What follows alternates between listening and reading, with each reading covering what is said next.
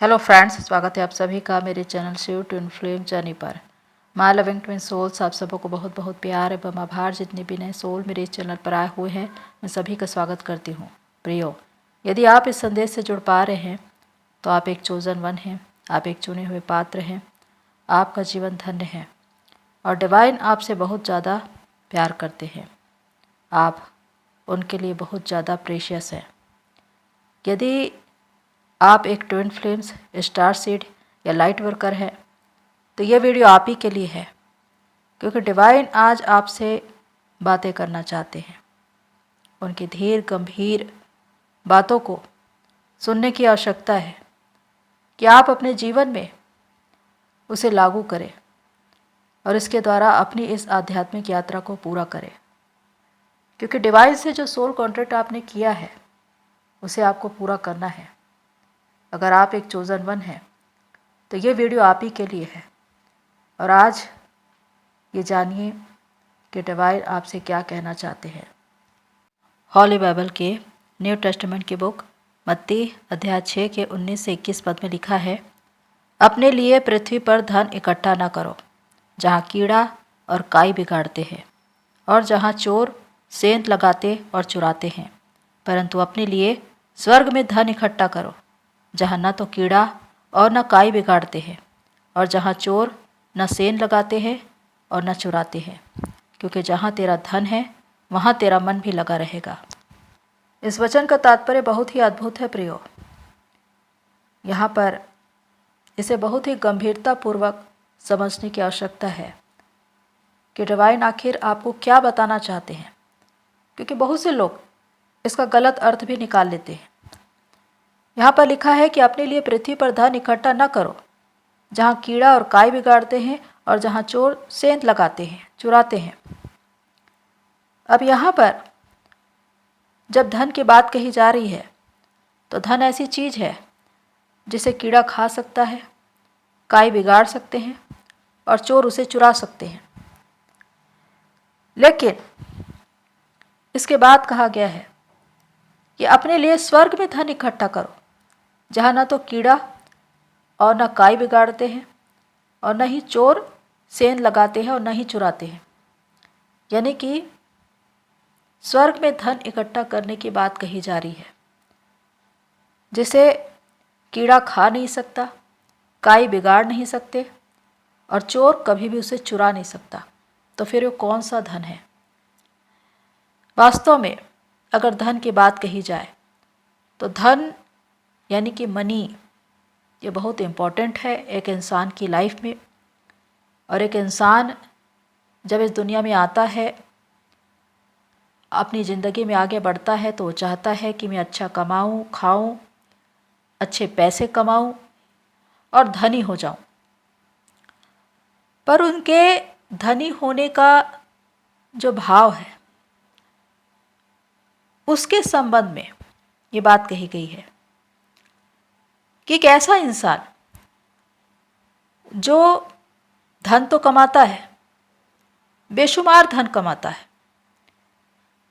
हजारों, लाखों, करोड़ों या कहें कि अरबों, लेकिन वो सारे पैसे खुद पे लगाता है। वो उसके द्वारा कभी भी परोपकार नहीं करता, दूसरों की भलाई नहीं करता। वो उसे छुपा कर रखता है लोगों की नज़र से। और इसी वजह से ये बात कही गई है कि पृथ्वी पर धन इकट्ठा ना करो, क्योंकि अगर धन इकट्ठा करोगे तो कीड़े उसे खा सकते हैं, काई उसे बिगाड़ सकते हैं और चोर भी उसे चोरी कर सकता है। लेकिन एक दूसरा इंसान जो कमाई तो करता है, हो सकता है हजारों या लाखों में पहुंचे, लेकिन उसके मन के अंदर एक भाव होते हैं कि मैं अपनी कमाई का ज़्यादा से ज़्यादा हिस्सा परोपकार में लगाऊं, लोगों की भलाई में लगाऊं, और वो जन कल्याण में उसे लगाता भी है। और यही उसके लिए सबसे बड़ा पुण्य है, ये धर्म का कार्य है। और इसी की वजह से उसका नाम जिंदा रहता है, क्योंकि उसने खुद के लिए उन पैसों को इकट्ठा नहीं किया, बल्कि उसके मन में ये भाव है कि मेरी तो ज़रूरत पूरी हो जाएगी, ईश्वर पूरा कर देगा, लेकिन मैं दूसरों की ज़रूरतें पूरा करूं, क्योंकि ईश्वर ने अगर मुझे इतना दिया है तो मैं उसे अच्छे कामों में लगाऊं। ये बात सबसे महत्वपूर्ण है। तो इसे ही स्वर्ग में धन इकट्ठा करना कहते हैं। यानी कि आपके अच्छे कर्म, आपके पुण्य कर्म, परोपकार के कर्म जो आप दूसरों के लिए करते हैं, दूसरों की भलाई के लिए करते हैं, दूसरों के सुख और शांति के लिए करते हैं। यहाँ पर आप अपने लिए धन इकट्ठा नहीं कर रहे हैं, बल्कि आपको जो धन मिल रहा है ईश्वर के आशीर्वाद से, उसका एक बड़ा हिस्सा आप परोपकार के लिए लगा रहे हैं, जन कल्याण के लिए लगा रहे हैं, जिससे दूसरों की भलाई हो रही है, लोगों की भलाई हो रही है, समाज में लोगों का जीवन स्तर सुधर रहा है। और कितनी आशीषें, कितनी ब्लेसिंग्स उसे मिल रहे हैं। बस यही उसका पुण्य कर्म है और यही उसके खाते में लिखा जाएगा। इसी वजह से उसका धन स्वर्ग में इकट्ठा हो रहा है, जिसे न तो कीड़ा खा सकता है, न काई उसे बिगाड़ सकता है, न चोर उसे चुरा सकता है। यहाँ पर आगे लिखा है, क्योंकि जहाँ तेरा धन है वहाँ तेरा मन भी लगा रहेगा। ये बिल्कुल सच है कि जहाँ पर धन होता है वहाँ पर मन भी लगा होता है। बार बार ध्यान वहीं पर जाता है, किसी दूसरी ओर नहीं जाता। एक सामान्य आजीविका वाला मनुष्य बहुत ही चैन की नींद सोता है अपनी ज़िंदगी में, लेकिन इसके विपरीत एक धनवान व्यक्ति कभी भी चैन की नींद सो नहीं पाता, क्योंकि उसे हमेशा ये डर रहता है कि उसने जितने पैसे बनाए हैं, छुपाए हैं या इकट्ठा किए हैं, उस पर किसी की नज़र न पड़ जाए, किसी को पता न चल जाए, चोर उसे चुरा न ले, इनकम टैक्स की रेट न पड़ जाए। और इन्हीं बातों की वजह से वो कभी भी चैन से सोता नहीं। दिन और रात उसे यही चिंता सताती रहती है, क्योंकि उसका ध्यान अपने धन पर है और इसी वजह से वो बेचैन, अशांत और व्याकुल है। अब यहाँ पर मैं कुछ ऐसे लोगों के जीवन के विषय में उदाहरण दूंगी जो हमारे आदर्श हैं। इनका जीवन महान इसलिए है क्योंकि इनके सोच और विचार ऐसे थे, इन्होंने अपने जीवन को ऐसा बनाया था। इन्होंने एक इटर्नल लाइफ जी है, एक अनंत जीवन। ये लोग नहीं है, व्यक्ति नहीं है, विचार है जो कभी खत्म नहीं होते, कभी मरते नहीं, ये मृत्यु के बाद भी जीवित रहते हैं। विलियम कोलगेट, कभी आपने इनका नाम सुना होगा। ये एक अमेरिकी व्यवसायी थे जिन्होंने 1806 में न्यूयॉर्क शहर में कोलगेट पामोलिव कंपनी की नींव रखी थी, जो आज पूरे विश्व में विख्यात है। सबसे पहले ये साबुन, स्टार्च और मोमबत्ती बनाने का व्यवसाय करते थे। ये बचपन से बहुत ज़्यादा स्पिरिचुअल थे और बचपन में ही इनके फादर एक्सपायर हो गए थे और कंपनी का पूरा जिम्मा इनके हाथों था। ये ईश्वर से हर दिन ये प्रार्थना करते थे कि मैं एक ईमानदारी और परोपकार से जीवन जी सकूं, मुझे ऐसा बनाएं। इन्होंने गॉड से एक वादा किया कि मैं अपनी कमाई का 10% भाग आपको अदा करूंगा और उसे जन कल्याण में लगाऊंगा। और उन्होंने वैसा ही किया। उनकी कंपनी बढ़ती गई, प्रॉफिट्स बढ़ते गए। फिर उन्होंने कहा कि गॉड, मैं अपनी कमाई का 30% भाग आपको दूंगा। अब इसके बाद उनकी कंपनी दिन दुनी रात चौगुनी तरक्की करने लगी। सक्सेस, अबंडेंस, प्रोग्रेस बढ़ता ही गया। ये पूरे विश्व में विख्यात हो गए। जैसे जैसे ये बीज बो रहे थे वैसे वैसे वो फसल काट रहे थे, क्योंकि इनके विचार निस्वार्थ भाव से बहुत ही सच्चे थे। ये अपनी कमाई का एक बहुत बड़ा हिस्सा जन कल्याण में लगाते थे और अपने जीवन के अंतिम समय तक ये यही काम करते रहे और अपनी कमाई का 50% भाग उन्होंने जन कल्याण में लगा दिया। कोलगेट, आज भी यह नाम जिंदा है। जब टीवी में विज्ञापन आता है तो कोलगेट टूथपेस्ट, जब हम इसे देखते हैं तो हम याद करते हैं कि हमने भी कभी न कभी कोलगेट पेस्ट का इस्तेमाल किया है। लेकिन ये नाम जिंदा क्यों है?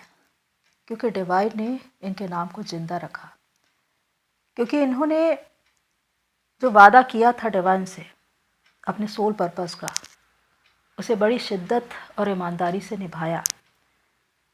एक परोपकार भरा जीवन जिया, लोगों की भलाई के लिए हमेशा तत्पर रहे।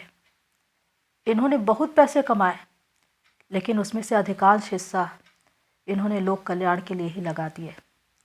इसीलिए डिवाइन ने इनके नाम को आज भी जिंदा रखा है और इनकी कंपनी आज भी पूरे विश्व में विख्यात है। दूसरा नाम वो है जिसे दुनिया में कौन नहीं जानता, मिस्टर रतन टाटा जी। बहुत बड़े व्यवसायी, और ये कहे कि जितना ज़्यादा उनके पास पैसा था उतना ही बड़ा उनका दिल था, क्योंकि उन्होंने अपनी कमाई का अधिकांश हिस्सा परोपकार और जन कल्याण में लगा दिए। वो चाहते तो अरबपति की लिस्ट में शामिल हो सकते थे, लेकिन उन्होंने अपने आप को एक प्रतियोगिता से बाहर रखा जहाँ पर शांति है। उनके पास बेशुमार दौलत थी, मान, पद, प्रतिष्ठा, ओहदा, सब कुछ, लेकिन उनकी सोच इतनी बड़ी थी कि वो कभी भी दूसरों को दुख में नहीं देख सकते थे। अपने कर्मचारियों के हित की चिंता करते थे, उनके लिए हर संभव प्रयास करते थे कि वो उनको अच्छी से अच्छी सुविधा मुहैया करा सके। और इसीलिए उन्होंने अपनी कमाई का अधिकांश हिस्सा जन कल्याण में लगा दिया। ये व्यक्तित्व इतना महान था कि उनको अपने नाम या अपने काम का कोई भी घमंड नहीं था, लेकिन आज वो अपने काम की वजह से जाने जाते हैं।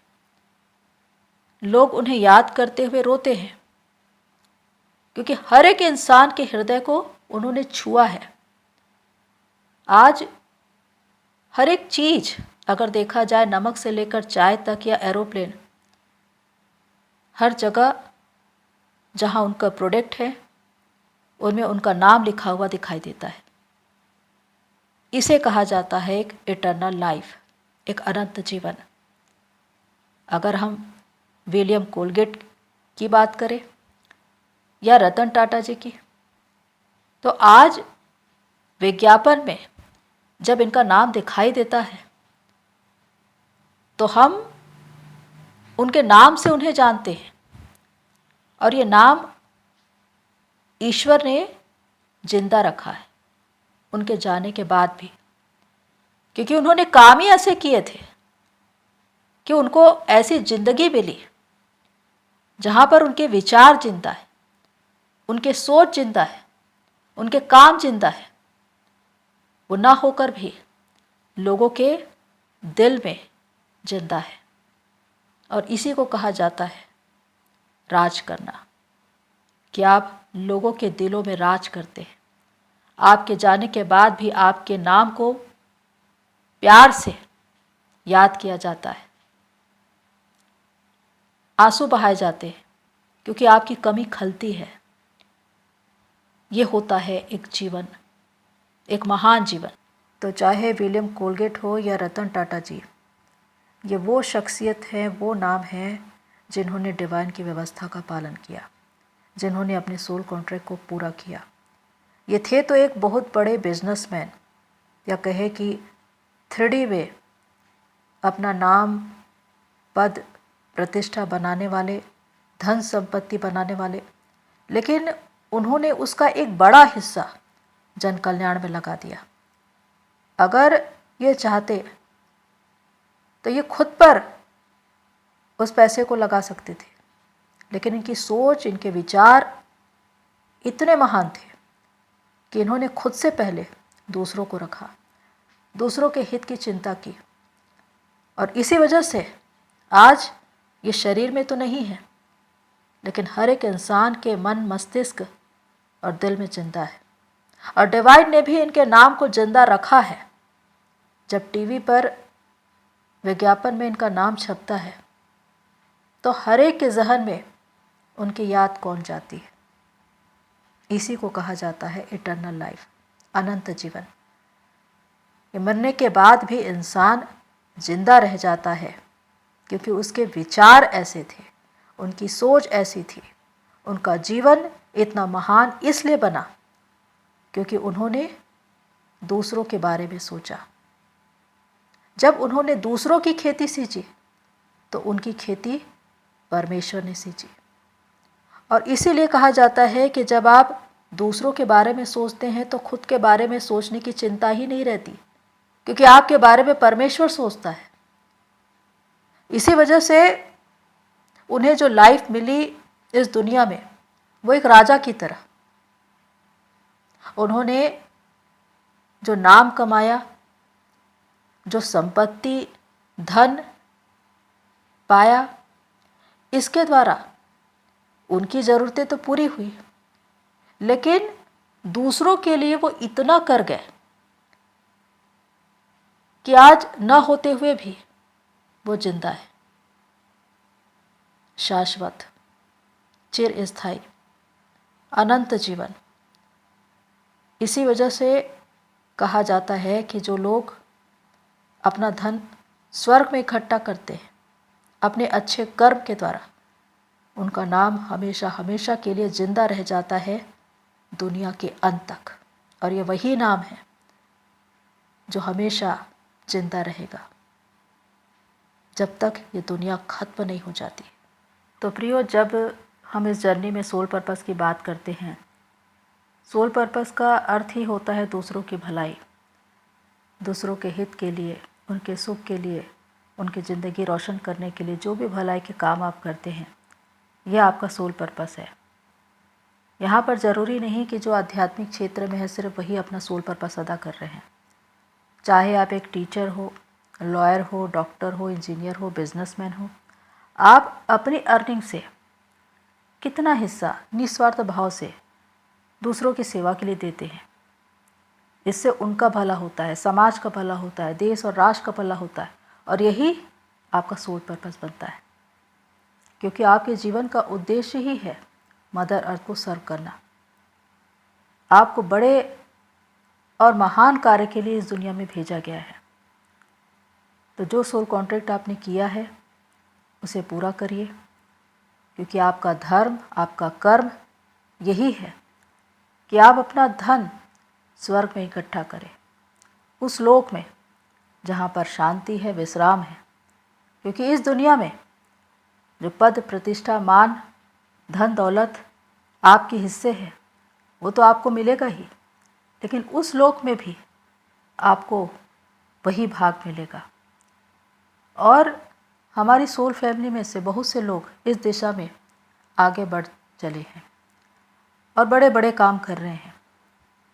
चाहे वो जिस तरह भी अपना भाग अदा कर रहे हैं, लेकिन बड़ी ईमानदारी से परोपकार का ये काम करते हुए वो अपनी जर्नी में आगे बढ़ रहे हैं। और ईश्वर आपको आपके भाग का दोगुना दे, मैं ईश्वर से यही प्रार्थना करती हूँ। प्रियो, आप ब्लेस्ड हैं, आपका जीवन धन्य है, क्योंकि जो जर्नी आपको मिली है वो एक ईश्वरी जर्नी है और इसके द्वारा आपको शांति, मोक्ष, उद्धार और अपने उद्देश्य की प्राप्ति ही होती है। तो प्रियो, होप से ये सारी बातें आपको हेल्प करें। आज के लिए इतना ही, फिर मिलते हैं नेक्स्ट वीडियो में। तब तक के लिए take care and God bless you all. मेरी सोल फैमिली, आप सभी की जर्नी पूरी हो।